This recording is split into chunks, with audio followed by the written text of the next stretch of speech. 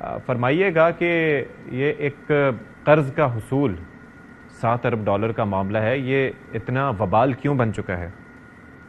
بسم اللہ الرحمن الرحیم۔ اشفاق بھائی، ایک تو بات بالکل کلیئر ہے کہ پاکستان کو آئی ایم ایف کی سپورٹ کے بغیر اس وقت چلانا جو ہے وہ پروڈنٹ پالیسی میکنگ نہیں ہے، اور تکلیف بہت زیادہ ہوگی کمپیئر ٹو اگر ہم آئی ایم ایف کے ساتھ رہیں گے اور کوئی بھی ایسی چیز جو انسرٹنٹی پیدا کرے وہ دور ہو جائے۔ اب اس سے آپ کرنٹلی دیکھیں تو ایک میکرو سٹیبلٹی سی ہے۔ اس کا کیا مطلب ہے؟ ہم نے اکانومی کو سلو کیا، اس سے جو میکرو سٹیبلٹی کا آنسر ہے، انفلیشن ڈاؤن ورڈ ٹرینڈنگ ہے، کرنٹ اکاؤنٹ کا خسارہ سنبھل گیا ہے، پاکستان کے ذخائر کانسیکوینٹلی 2 مہینے کی ایک امپورٹ کور پہ چلے گئے ہیں۔ یاد رکھیے یہ 1 مہینے کے امپورٹ کور سے نیچے ڈراپ کر گئے تھے۔ سو ایک سٹیبلٹی ڈاکٹر سی ہے۔ صاحب، تو یہ جو ہم نے کیا ہے کیا یہ مصنوعی طریقے سے کیا ہے یا is it organic? It is the consequence of the engagement with the fund۔ کوئی بھی ملک جب ٹرموائل میں ہوتا ہے، ذخائر $4 ارب سے نیچے تھے، خسارہ کنسسٹنٹلی ہو رہا تھا، تو آئی ایم ایف نے ایک tight monetary policy, slowing of the economy, new taxes لگا کر پاکستان کو ایک سنبھالا دیا ہے۔ اس سنبھالا دینے کے لیے ایک ایکسٹینڈڈ فنڈ فیسلٹی میں جانا ضروری ہے، اور اس کے لیے 12 جولائی کو سٹاف لیول ایگریمنٹ ہو گیا۔ پر میں بار بار کہتا ہوں، going to the IMF، Ashfaq صاحب، is the certainty، بٹ کیا پروگرام طے ہوتا ہے؟ that is not a certain thing۔ یہ لارجلی اوپن ہے ٹو اتھارٹیز کہ وہ کیسا پروگرام طے کرتی ہیں، کیونکہ یہ آئی ایم ایف کا پروگرام نہیں ہے اشفاق بھائی۔ میں this is a programme of Pakistan supported by an extended fund facility of the I M F. اب جب میں اس طرح پریزنٹ کروں گا تو آپ کہیں گے کہ پھر تو ٹیکسز بھی جو ہیں ان کا اجرا بھی ہمیں دوسری طرح کرنا چاہیے تھا۔ بالکل کرنا چاہیے تھا۔ ایکسپینڈیچر کے ریفارم کو سینٹر سٹیج رکھنا چاہیے تھا، بالکل رکھنا چاہیے تھا۔ So what I am trying to say is کہ اسی نیگوشیشن میں جب آپ ڈاکٹر صاحب، میں یہ چاہوں گا کہ جی میں تھوڑا چاہوں گا کہ ظاہر ہے کہ ہم چاہتے ہیں کہ یہ جو اس معاملے پہ سمجھ بوجھ ہو وہ عام آدمی کے لیے بڑے آسان انداز میں ہو، تو ذرا ایک عام آدمی کے لیے ذرا ہمیں سمجھانے کی کوشش کریں کہ ہمارے مسائل کیا ہیں جس کی وجہ سے 12 جولائی کو سٹاف لیول ایگریمنٹ ہو گیا، اس کے بعد کہا جا رہا تھا کہ اتنی کوئی مشکل نہیں ہوگی۔ تو وہ کون کون سی ایسی چیزیں ہیں جو ہم نے کرنی ہیں جس کے بعد ہمیں وہ یہ فیسلٹی مل پائے گی؟ سو دیکھیں، اس وقت جب بھی یہ طے ہوتا ہے تو ایک ایکسٹرنل فائنینسنگ طے ہوتی ہے کہ بیرونی ہمیں کتنی فائنینسنگ چاہیے اس مالیاتی سال میں۔ وہ طے ہوئی کہ وہ $26 ارب کے قریب تھی، ٹھیک۔ اس کی کمٹمنٹس جو ہیں، اور شاید وہ 26 سے کم بھی پاکستان سمجھ سکتا ہے کہ پورا کیا جا سکتا ہے، بٹ فنڈ کا خیال ہے کہ $26 ارب چاہیے۔ اس میں $12 ارب اشفاق صاحب، $4 ارب چائنا کے، $5 ارب سعودی عربیہ کے، $3 ارب یو اے ای کے۔ یہ ہمارے پاس دینے کی سکت تو نہیں ہے نا۔ $9 ارب کے ذخائر ہیں، ہم $12 ارب نہیں دے سکتے۔ تو ہمیں ان ممالک سے یہ کہنا ہے کہ 1 سال کے لیے ان کی ادائیگی مؤخر کر دیجئے۔ فنڈ یہ کہہ رہا ہے کہ آپ اس کی جو تسلی ہے وہ ایگزیکٹو ڈائریکٹر جو ان کا بورڈ پہ ہے اسے کہیں آ کر دے دے کہ سعودی عربیہ $5 ارب مؤخر کر دے گا۔ آئی تھنک یہ 12 جولائی کو جب کر رہے تھے اسی وقت یہ کانفرمیشن کر لینی چاہیے تھی۔ بہرحال اس میں اب 2 ماہ کا ڈیلے ہو گیا ہے۔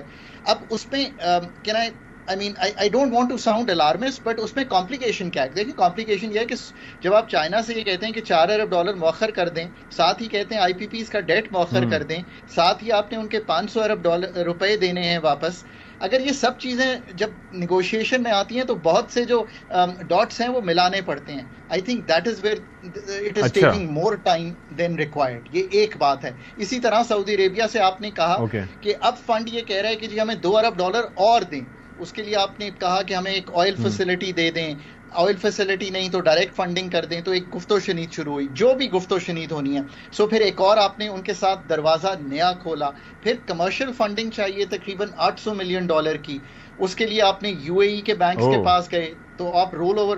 سو now you are getting the picture کہ the picture is not that simple, right? There are many dots to connect, اور آئی ایم شیور کہ اتھارٹیز بھرپور کوشش کر رہی ہوں گی۔ پر میں نے ہمیشہ یہ کہا ہے، and this is a point I always. اچھا، لیکن ایک چیز ہے ڈاکٹر صاحب، ہم اکثر یہ کہا کرتے تھے کہ یہ جو نون لیگ کی گورنمنٹ ہے، جو میاں صاحبان ہیں، ان کے بڑے اچھے ٹرمز اور ٹائز رہے ہیں ود دا سعودی گورنمنٹس، کہ ادھار پہ تیل بھی دیتے رہے، اور پھر جب بھی کوئی مشکل وقت ہوئی تو ہم ادھر بھاگتے تھے تو وہاں سے ہمیں تھوڑا سا ایک سپورٹ مل جاتی تھی۔ لیکن اب یہ ہے کہ یہ جو ملکوں کے تعلقات بھی ہیں وہ ذاتی تعلقات نہیں ہوتے، ظاہر ہے کہ وہ مفادات کی بنیاد پر ہوتے ہیں. اسی وجہ سے جو پڑوسی ملک بھارت ہے اس کے دوسری دنیا سے تعلقات تجارتی بنیاد پر بہت بہتر ہو چکے ہیں، انکلوڈنگ چائنا کے ساتھ ان کی ٹریڈ دیکھ لیجئے، اس کا حجم دیکھ لیجئے، سعودی عرب کے ساتھ آپ دیکھ لیں کہ کس طرح کے ان کے ساتھ معاملات ہیں. تو یہ جو چیزیں ہیں کیا اس کا امپیکٹ پڑا ہے ہماری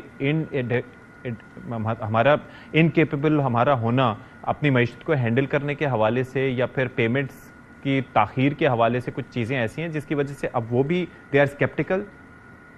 تو سرٹنلی یار، اگر آپ سعودی عربیہ کی بات کریں، کچھ عرصہ پہلے ورلڈ اکنامک فورم میں ان کے جو فائنانس منسٹر تھے انہوں نے کہا ہم اپنے لوگوں کو ٹیکس کر رہے ہیں، آپ بھی کیجئے. اور ایک کنسنسس ہے اور چائنا انکلوڈڈ کہ پاکستان کو آئی ایم ایف کے پروگرام کے ساتھ رہنا چاہیے. یہ تو چائنیز آفیشلس کی سٹیٹمنٹس ہیں، اس لیے میں کوٹ کر رہا ہوں. اس لیے میں بالکل اس بات پہ شور ہوں، and I think I have been the only person consistently saying کہ آئی ایم ایف کو نیگوشیٹ آؤٹ کریں. Put your best foot forward. اس کا مطلب یہ ہے کہ put your best team forward. I M F کو پاکستان میں آج تک 24واں پروگرام لینے جا رہے ہیں. 23 یہ جو پروگرام اس میں جو ایکسٹینڈڈ فنڈ فیسلٹی تھی زندگی میں ایک کمپلیٹ کی ہے. سو یہ بھی کہنا غلط ہے کہ جی ہم تو 24 بار آئی ایم ایف کے پاس گئے ہیں. That is not correct Ashfaq, because اگر اس میں سے لانگر ٹرم فیسلٹی کمپلیٹ ہی ایک کی ہے، اور اشفاق کی بات مجھے اس لیے معلوم ہے کہ وہ 13-16 کی فیسلٹی تھی اور میں نے پاکستان کے لیے اینکر کی تھی کور ٹیم میں وہ facility. And I again keep telling the countries کہ we made a professional set up. بہت لیوریج تھی ہمیں انرجی سیکٹر پہ. اچھا مجھے ایک بات بتائیں ڈاکٹر صاحب، ایک چیز یہ ہے کہ ظاہر ہے کہ اب اس کے اختیار ہے کہ وہ اس معاملے پہ آئی ایم ایف کیا کرتا ہے، لیکن پاکستان کو اپنی جانب سے اقدامات کرنے ہوں گے. جو ہماری سنجیدگی ہے، آپ نے انرجی کے حوالے سے کافی تجاویز دیں، اور میں یہ سمجھتا ہوں کہ جب ملک قرض کی دلدل میں پھنسا ہو، بچہ بچہ قرض میں جکڑا ہو، ہمیں قرض کی ادائیگی کرنی ہو اور ہم معاشی لحاظ سے مسائل کا شکار ہوں، تو ہمارے ایکسپینڈیچرز بھی اسی اعتبار سے ہونے چاہیے. کیا ہمیں ریئلائزیشن ہے؟ اور یہ چیز دوسرے ملکوں میں بھی نظر آتی ہے، کیونکہ پہلے آپ کسی چیز کو کنٹرول کر لیتے تھے، اب کوئی بھی خبر ہوتی ہے وہ انگریزی اخبارات میں، اردو اخبارات میں، ویب سائٹس پہ جگہ جگہ چھپتی ہے. میں ایک مثال دیتا ہوں. گزشتہ سال پنجاب گورنمنٹ نے ایک فیصلہ کیا جو کہ پنجاب کی نگراں سیٹ اپ تھا. انہوں نے کہا کہ جی ہم نے 2.25 ارب روپے خرچ کرنے، یہ ہمارے اسسٹنٹ کمشنر صاحبان ہیں، یہ ہمارے ڈپٹی کمشنر صاحبان ہیں، کمشنر صاحبان ہیں، ان کے لیے یہ گاڑیاں آئیں گی. ٹھیک ہے، وہ ڈبل کیبن گاڑیوں کی انہوں نے وہاں پر وہ کیا تھا. اس کے اوپر وہ معاملہ ہائی کورٹ میں گیا، وہ رک گیا. ابھی سندھ گورنمنٹ کی جانب سے سیم یہی فیصلہ، مطلب لگ بھگ 2 ارب روپے کے فنڈ جاری کیے گئے 138 ڈبل کیبن گاڑیوں کے لیے کہ جی ہمارے اسسٹنٹ کمشنر صاحب کے پاس صاحبان جو ہیں جب تک بڑی گاڑی میں سفر نہیں کریں گے، ڈبل کیبن گاڑی میں سفر نہیں کریں گے، وہ اپنے دفتری امور انجام نہیں دے سکتے. تو یہ کوئی ریئلائزیشن ہے ہمارے اندر کہ ہم اس چیز کو جسٹیفائی کریں؟ یہ بھی معاملہ کورٹ میں چلا گیا. تو یہ کوئی ہے کہ ہماری معیشت کس طرح سے اور ہم کر کیا رہے ہیں؟ اشفاق صاحب آپ نے بہت ہی امپورٹنٹ پوائنٹ رکھا ہے. میں نے ہمیشہ کہا تھا کہ بجٹ کو اپروچ ٹیکسیشن سائڈ سے نہ کیجیے، بجٹ کو اپروچ ایکسپینڈیچر سائڈ سے کیجیے. کرنٹ ایکسپینڈیچر جس میں میں اگر ڈیٹ نکال دوں، جو ڈیٹ پیمنٹ ہے جس میں تنخواہیں، pensions, running of the civil government, یہ سب کچھ آتا ہے، اگر اس میں دیکھیں تو 24% اضافہ ہے. آپ درست کہہ رہے ہیں، یہ 24% اضافہ شاید نہیں کرنا چاہیے تھا. آئی تھنک یہاں پہ کٹیل کر جانا چاہیے تھا. جو ہمارا ڈیولپمنٹل بجٹ ہے اس کو 750 پچھلے سال خرچ کیا، اس سال 1400 ارب پہ رکھا گیا. انیشلی میں نے تب بھی کہا تھا کہ یہ ٹینیبل پوزیشن نہیں ہے، کیونکہ all this is borrowed money. Once you pay for the debt, وہ جو 9700-800 ہے، تو بالکل صحیح ہے یہ بات. میں ایک اگر جب آپ ختم کرنا ہو تو مجھے 30 سیکنڈ آپ نے دینا ہے، کیونکہ آپ نے اوپننگ بہت اچھی کی تھی. آپ نے اوپننگ میں یہ 30 سیکنڈ ہے سر آپ کے پاس. اوپننگ میں آپ نے یہ کہا کہ کیوں پاکستان جاتا ہے. اگر پاکستان نے نہیں جانا آئی ایم ایف کے پاس دوبارہ، تو here is the formula. Functioning markets پیدا کیجئے، ٹریڈ گلوبل انٹیگریشن کیجئے، ڈائیویسٹمنٹ ٹکا کے کیجئے، ڈیٹا مائننگ کیجئے، پاکستان کو ڈی ریگولیٹ کریں، ڈیوالو کریں جو سبجیکٹ نیچے جانے ہیں، کمیونیکیشن اسٹریٹجی بنائیں، اور یہ سب کرنے کے لیے اپنی ٹیم لائیں.